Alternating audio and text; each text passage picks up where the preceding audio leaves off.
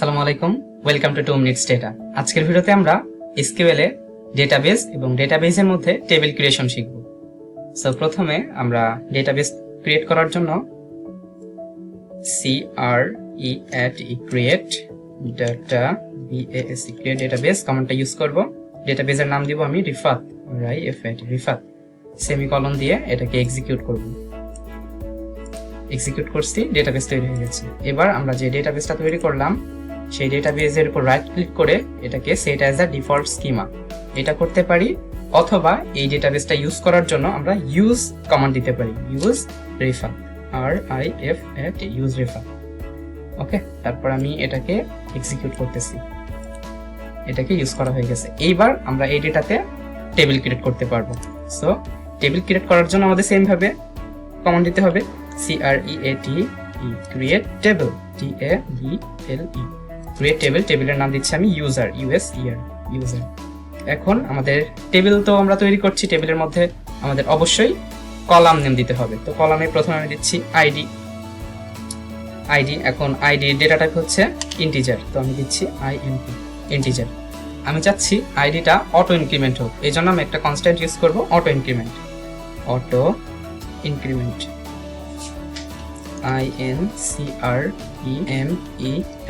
Auto increment.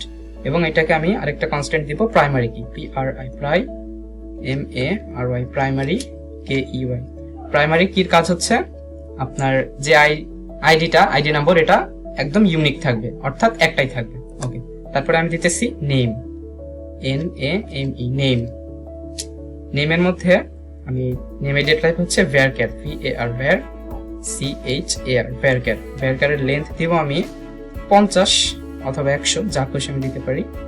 এটা হচ্ছে length, আপনার নেমটা কতটা ভেরিয়েবলস এর হবে এটা। সো নেম দিলাম, এবং এটা অবশ্যই নট নাল হতে হবে। তো আমি একটা কনস্ট্যান্ট ইউজ করতেছি not null, not null. Okay, name column insert করা হয়ে গেছে। EMAIL, email. ইমেইলের ডেটা টাইপও same,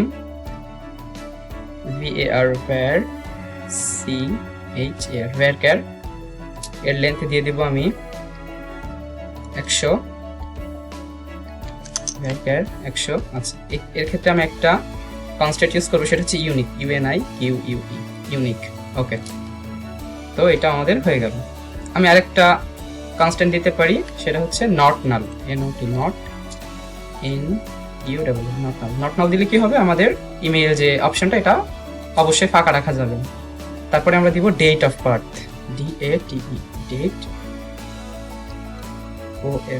date of BIRTH, date of birth.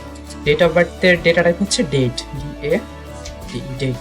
ওকে, তো এখন আমরা এটাকে রান করে দেখি, এক্সিকিউট করে দেখি যে আমাদের ডেটাগুলা ইনপুট হয়েছে কিনা।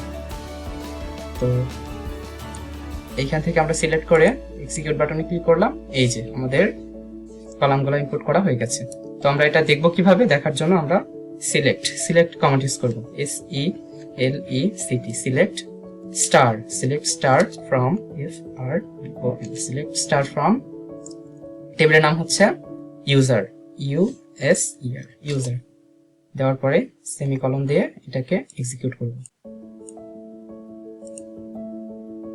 এই যে আমরা দেখতে পাচ্ছি যে এখানে আমাদের ডেটাবেস ক্রিয়েট হয়েছে, এবং ডেটাবেসের মধ্যে আমাদের আইডি, নেম, ইমেল এবং ডেট অফ বার্থ আমরা যে কলামগুলা এখানে ইনপুট করলাম সেগুলা সাকসেসফুলি ইনসার্ট হয়ে গেছে। সো আজকে এতটুকুই। পরের ভিডিওতে দেখবো আমরা কিভাবে কলামের মধ্যে ডেটা ইনপুট করা যায়। ভিডিওটি দেখার জন্য চ্যানেলটা অবশ্যই সাবস্ক্রাইব করে রাখবেন। ধন্যবাদ।